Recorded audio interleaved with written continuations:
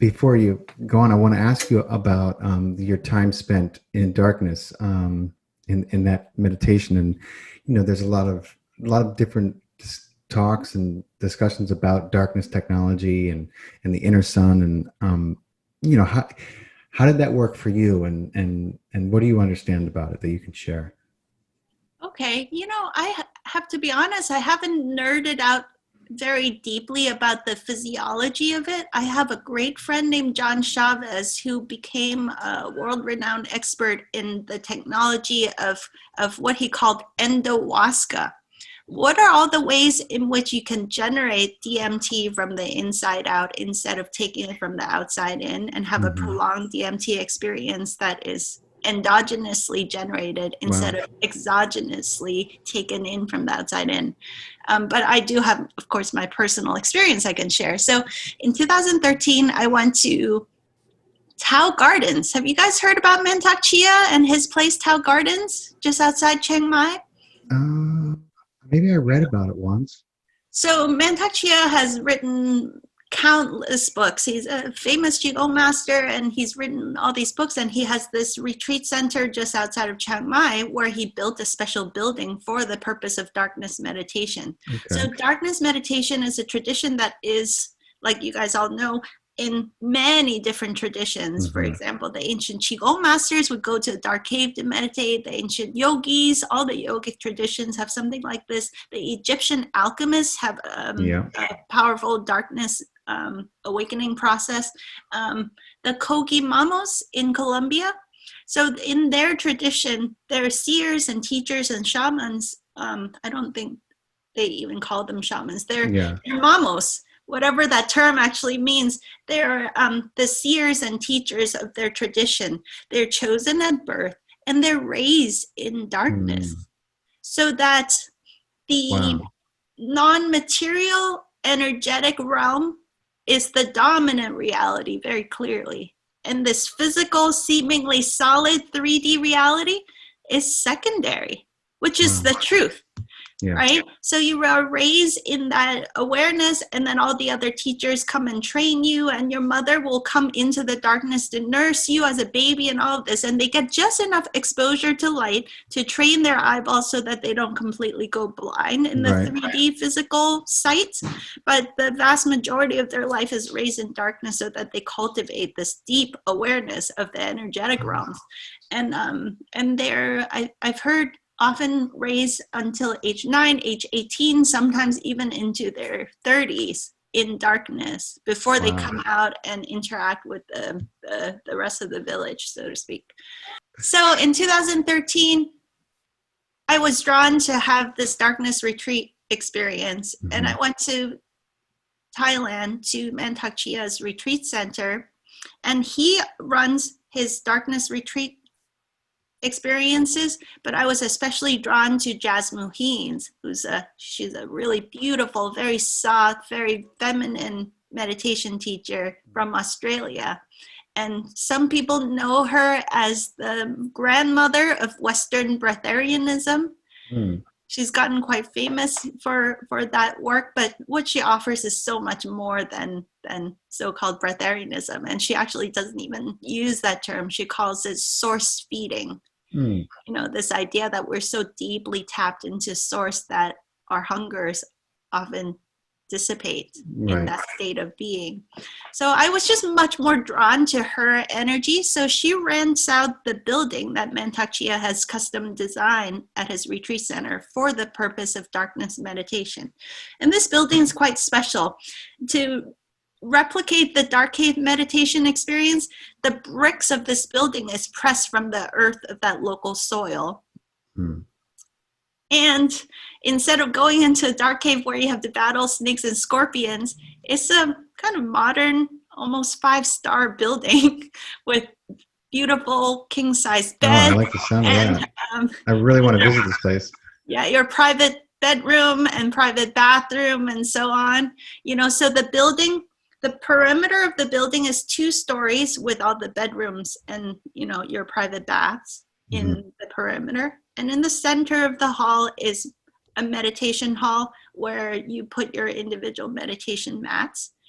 this building has windows that is custom designed so that they can put caps over the windows to have good ventilation into the building, but not a single photon of light can get into the building.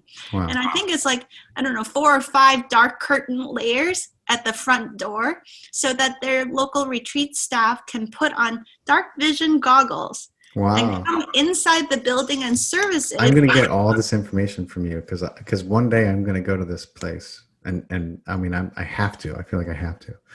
So with Mantak Chia's retreats, I hear that they are fed a very precise and specific high tryptophan diet to encourage the production of DMT-related biochemistry in the body. But in Jasmuheen's retreat, they don't do that because we're tapped into a different way of nourishment. Right. And so she just has water and juices offered to her retreat participants. This building is set up such that the water is really easy to get to. Like every couple of bedrooms, they have a water station. So they make sure for safety you can get to your water very easily. And then all the corners are padded so that you can bonk your head or something. So that's good. And then every time there is a turn in the hallway, they dangle balloons at the level of roughly your forehead so that you would.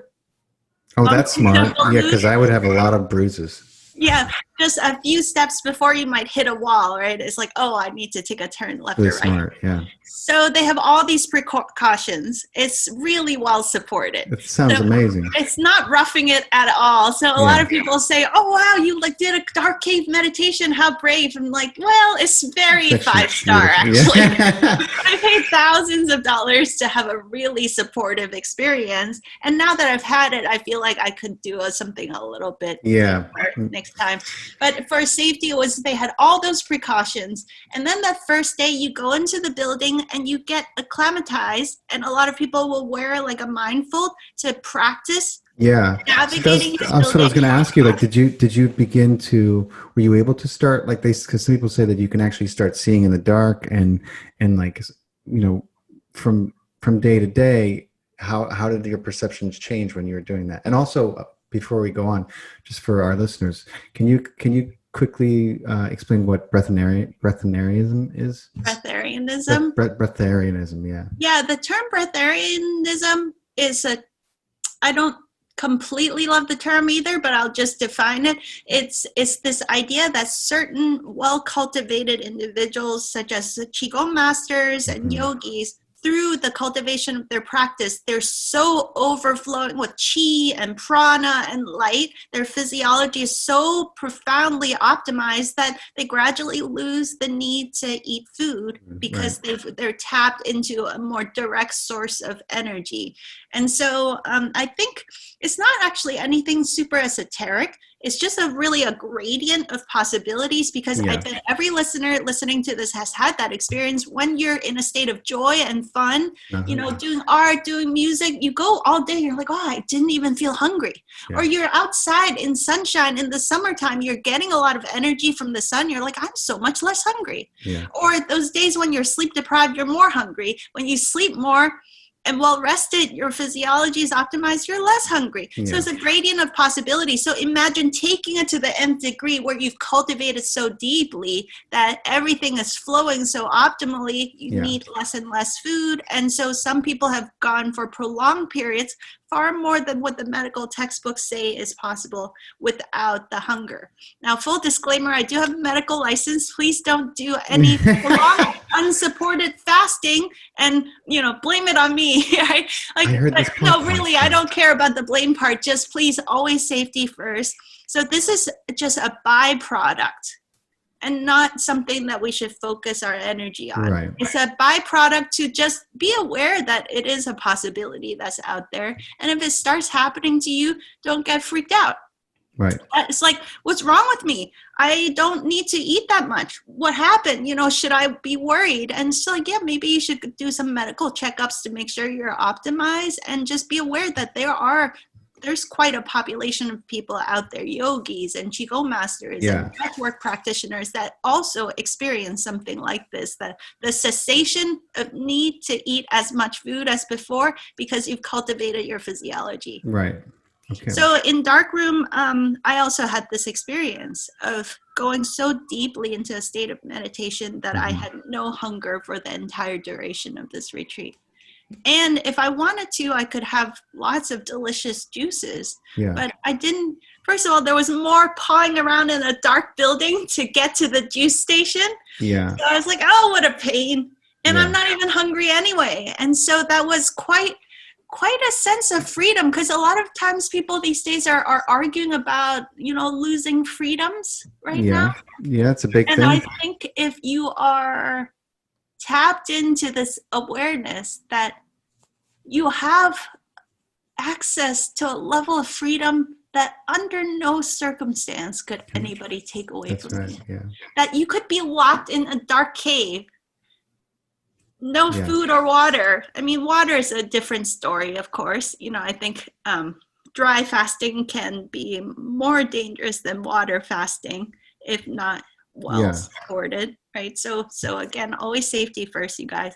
But just to be tapped into this awareness that you are so much more vast and infinite and powerful, and you have a level of freedom that they never taught us about in school, that you can access under all circumstance.